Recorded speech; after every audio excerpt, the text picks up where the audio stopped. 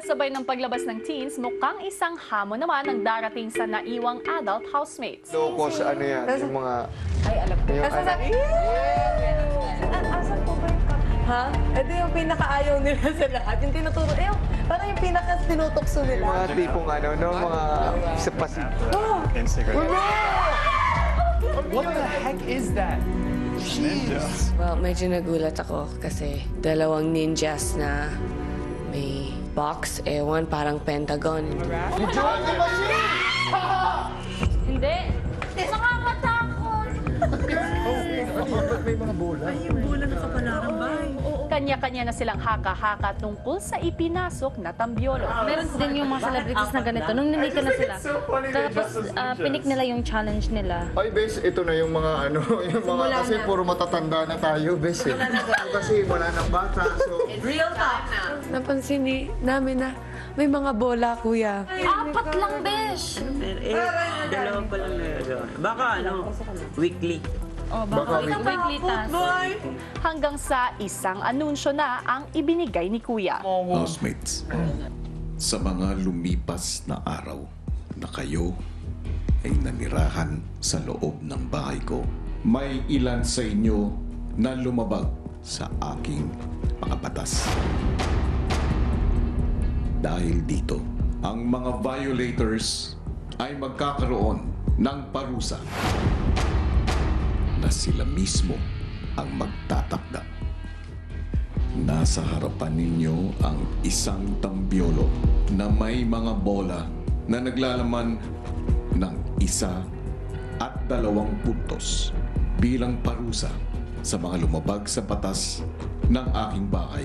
Isa-isa silang bubunot ng bola at kung anuman ang kanilang mabunot ay madadagdag sa kanilang puntos sa parating na nominasyon na magaganap ngayong gabi.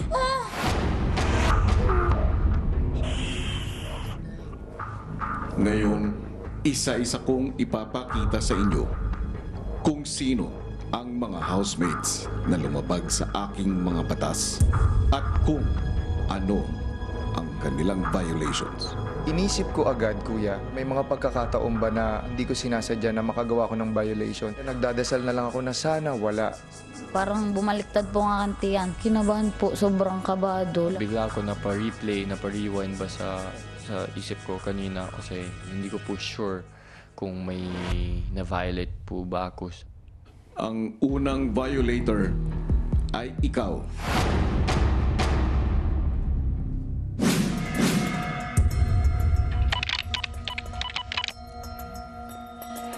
Tanner. I half expected that I would be a violator. Being in here finally hit me that we don't exactly get to choose to stay in here all the time.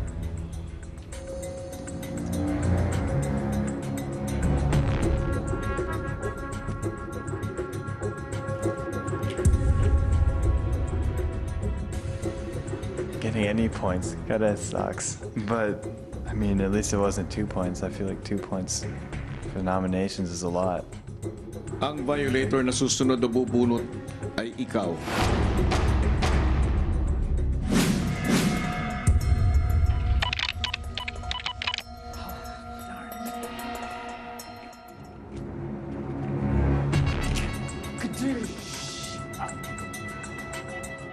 Nung nakita ko na 2 punto, it was just like, ang sakit nun! Patay ako dito, patay ako dyan.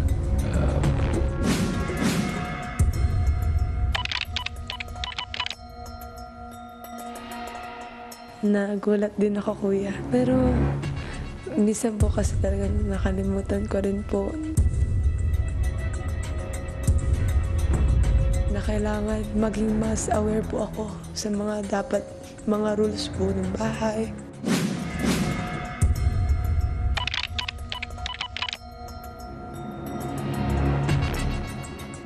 Three times talking without a lapel. Ako po ang isa sa mga violators.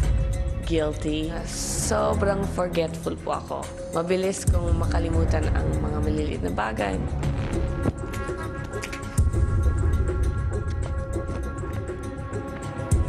nabunat kong bola ay 2 points. So, that's not good. That's not good at all. Pero, lalaban na lang ako. Bukod sa mga bumunot ng bola at makakatanggap ng karagdagang puntos sa darating na nominasyon, may 2 housemates pa ang lumabag din ng mga batas sa aking bahay.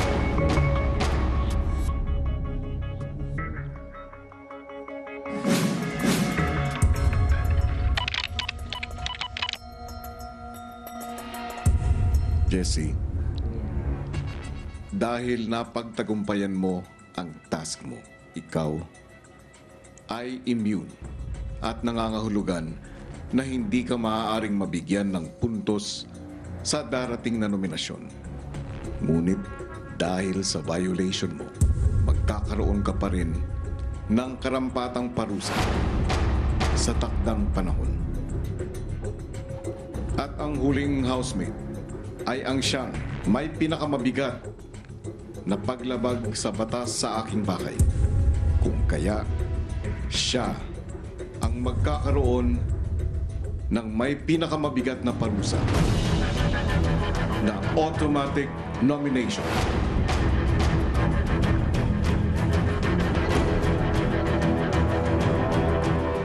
At ang housemate na iyon ay ikaw. Hey, kapamilya! Be updated with the Pinoy Big Brother housemates by clicking the subscribe button and watch all the latest videos by clicking the I button above.